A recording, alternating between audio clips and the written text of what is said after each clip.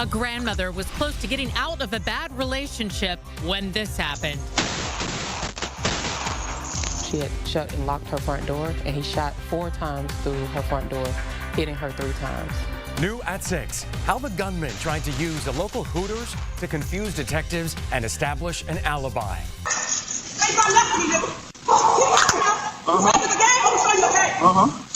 We're tired of burying our women to abusers. I break down and cry every single day.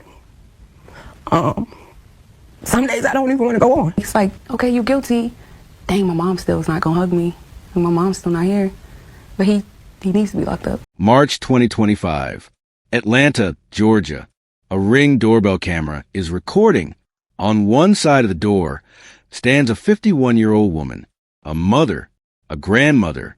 On the other side stands her 33-year-old boyfriend, the man she fed, housed, and supported. Within seconds, gunshots tear through that door. Multiple rounds. She falls. And what he does next, he gets in his car and drives straight to a strip club to party.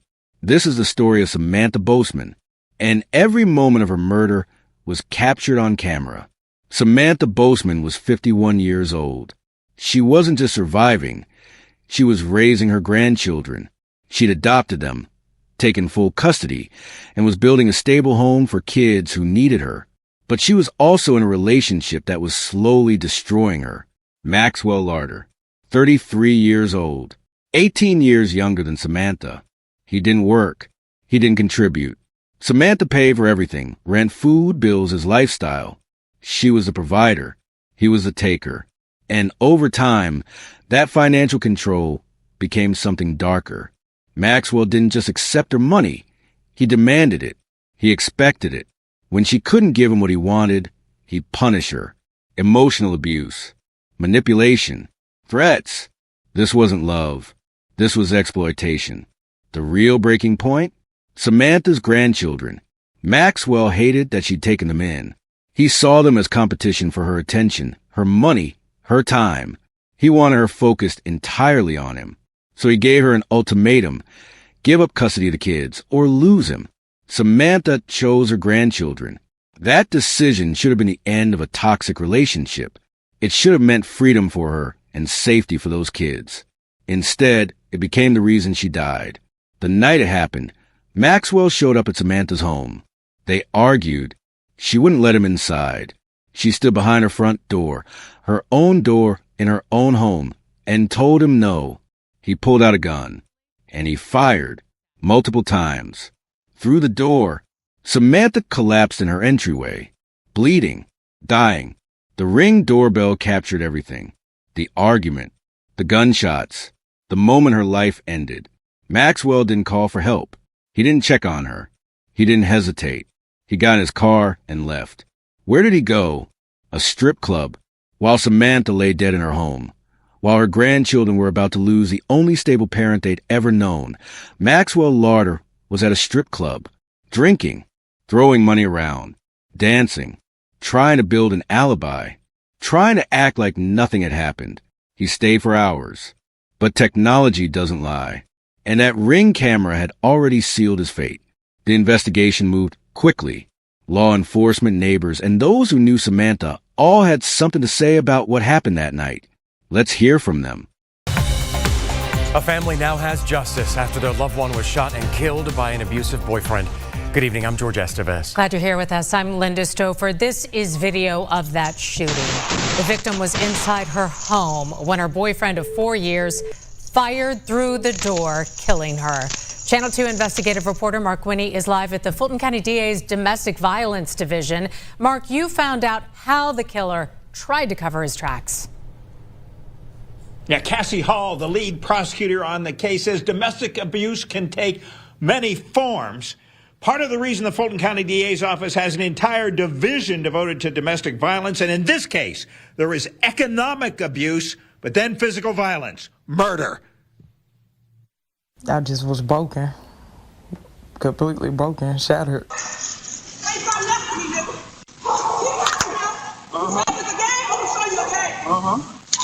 We're tired of burying our women to abusers. I break down and cry every single day.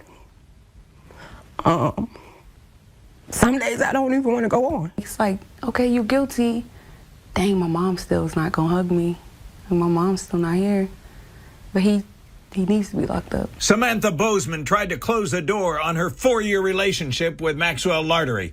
And in retaliation, he fired a gun through her front door, captured on Ring video, and killed her.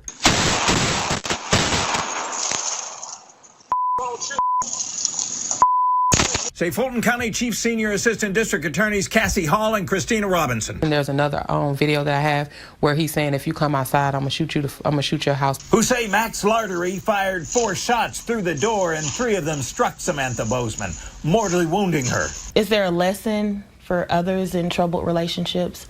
I would say yes.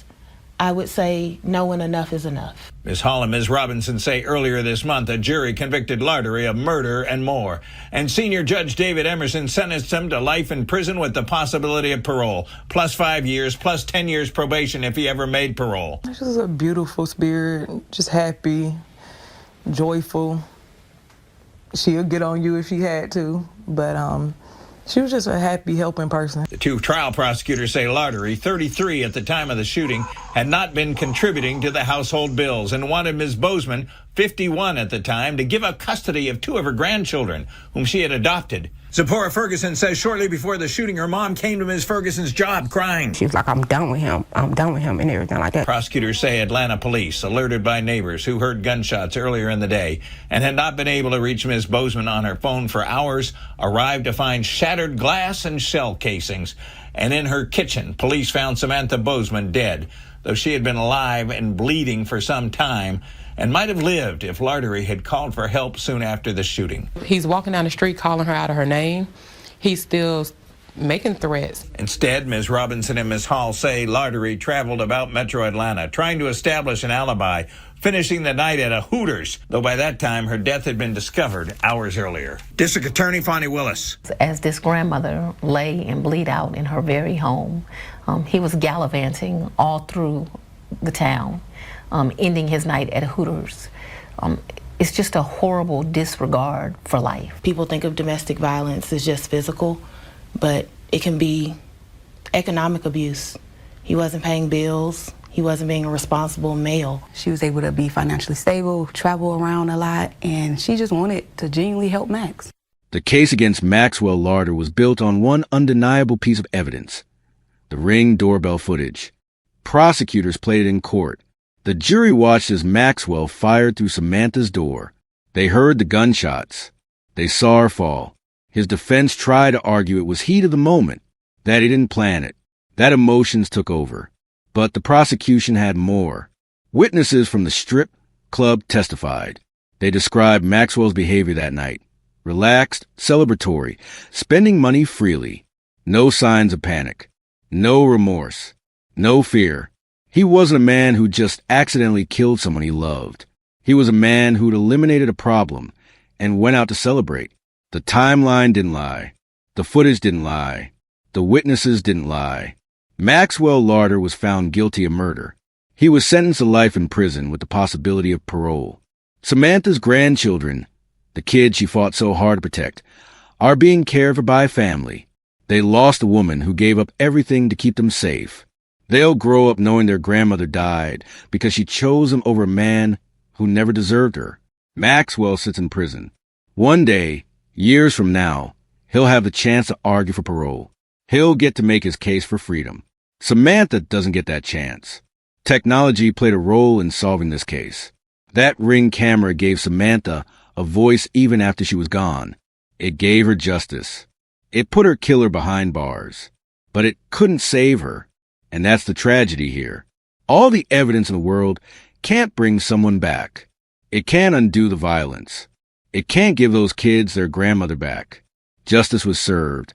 Maxwell Lardery will spend decades, maybe the rest of his life, in prison. But Samantha Bozeman is still gone. CTA number 3. What do you think about his sentence? Is life in prison with the possibility of parole enough for what he did? Let me know in the comments. And if this case affected you, share this video. Samantha's story deserves to be heard. Hit that like button. Subscribe if you haven't already, and I'll see you in the next one. Samantha Bozeman was 51 years old. She was a mother, a grandmother, a protector. She made the right choice. She chose her family over a man who saw her as nothing more than a bank account. That choice should have given her peace. Instead, it ended her life. Rest in peace, Samantha.